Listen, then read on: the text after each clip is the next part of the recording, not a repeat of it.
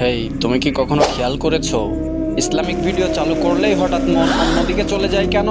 তুমি স্ক্রল করছিলে, সবকিছুই ঠিক ছিল, কিন্তু ইসলামিক ভিডিও সামনে আসতেই মনে হলো পরে দেখবো। কেন পরে দেখবো?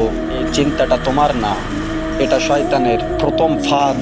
তুমি ভিডিওটা দেখতে গেলে হঠাৎ নোটিফিকেশন, হঠাৎ অন্য ভিডিও, হঠাৎ বিরক্তি।